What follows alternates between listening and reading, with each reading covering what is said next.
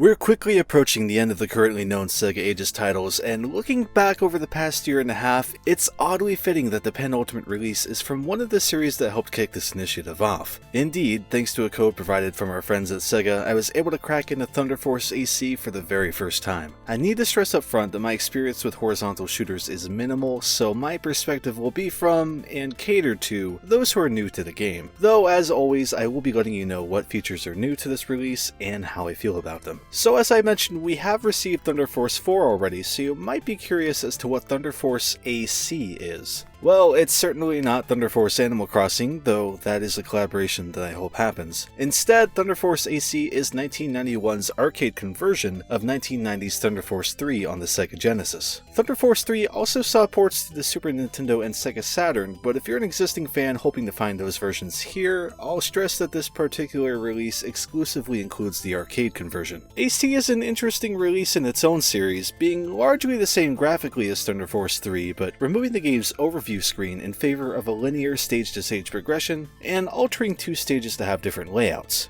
As I understand it, enough was changed to make this an interesting alternative to Thunder Force 3, as opposed to an outright replacement for it. These facts make me wish that the original game had been included to help compare, and I'm sure fans would have heavily appreciated it being bundled in, but hey, what can you do? That aside, how is the game itself? Well, after playing through it for some time as a newcomer, I do have to say that I found myself enjoying Thunder Force 4 more, but that isn't to say I didn't enjoy my time here with AC. Much like with 4, I enjoyed earning new upgrades, gathering a shield, and changing weapons and flight speed on the fly to deal with a flurry of enemies and combat situations. It's certainly still a satisfying game all in all, but I do have one quibble I need to mention. The scrolling background in the second stage was actively disorienting at times, especially when your ship speeds up and blasts through a segment of it. It became a part of the game I actively didn't look forward to, so I just want to warn you before you pick it up that it can be unpleasant. I can at least respect how hard Technosoft were going for it back in 1991, and to be fair,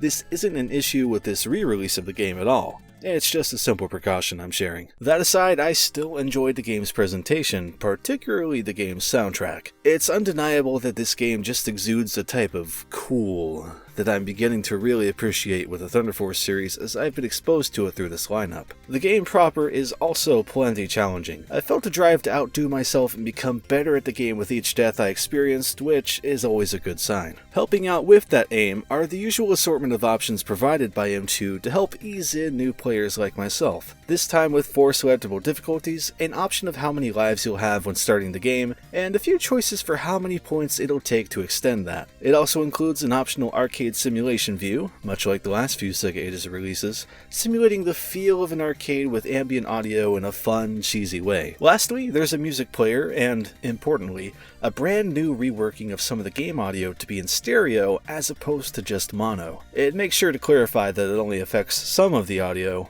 not all, but it's a neat thing and I appreciate the effort. I also need to shout out the HD Rumble implementation here.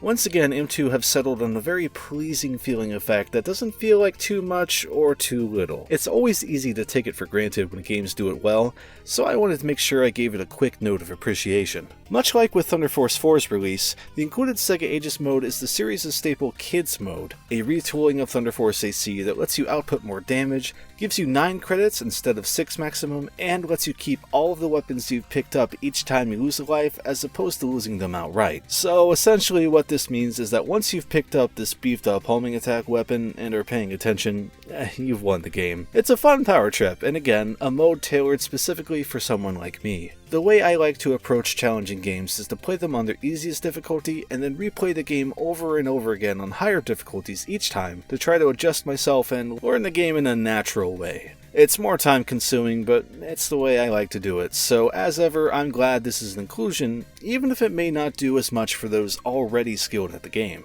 Those in that camp may enjoy the power trip this mode can provide, at least. And of course, those who are already skilled at the game will appreciate knowing there are 2 separate online leaderboards to account for this. Expert, for those running through on default settings, and Freestyle, for the dirty gremlins like me who have tinkered with the options for a smoother ride. Also touted here are 3 unlockable ships from other games in the series, alongside the ship presented as is from the original Thunder Force AC. You'll be able to unlock the Rhine-X with its weapons from Thunder Force 4, the Rhine-X with its charge shot weapon, and the Styx mass production model, which is the rebalanced ship from a Saturn re-release. The mass production model also has this weird backfire thing when changing speeds that gives you extra points if you kill an enemy with it. You can see me showing it off very gracefully here. There's definitely a lot of depth here with this game that I've only been able to scratch the surface on with my current ability, which is actually pretty exciting. That's kind of Thunder Force AC in a nutshell. While I said earlier I wasn't as immediately grabbed as I was with Thunder Force 4, there's a weird voice in the back of my head that's kept telling me to go back to AC over the past week to try to get better at it and understand its tendencies more. And while I'm not making much headway with that ambition, my spirit hasn't been diminished yet. So, would I recommend Thunder Force AC over Thunder Force 4 for someone curious about trying just one of these releases to see if they'd like it? Honestly, I still feel like I'd have to suggest 4 first. It's certainly more impressive up front due to being a sequel, and I think that with its expanded play area, it will help hook a newcomer's attention and get their foot in the door. Now that said, if you do go with 4 first and wind up liking it, I'd absolutely recommend doubling back and getting this release once you know you click with things. It's still an entertaining challenge by all means, and I think the momentum you gain from enjoying its sequel will help propel you to enjoying this release even more. This version of the game does a lot to help ease in less experienced players, and if the look of this game is resonating more with you than 4, you can absolutely jump in right here and get your feet wet with Kids Mode. This is just my personal recommendation after all. Others may tell you to start here so you can more properly appreciate the leap ahead Thunder Force 4 is. Either way, it's hard to go wrong here. As for SEGA Ages, that about wraps us up. We'll be looking at Herzog's Vi next time, and hopefully sometime after that, hearing about even more titles. If you'd like to subscribe and catch my video on the next release when it comes out, feel free to do so.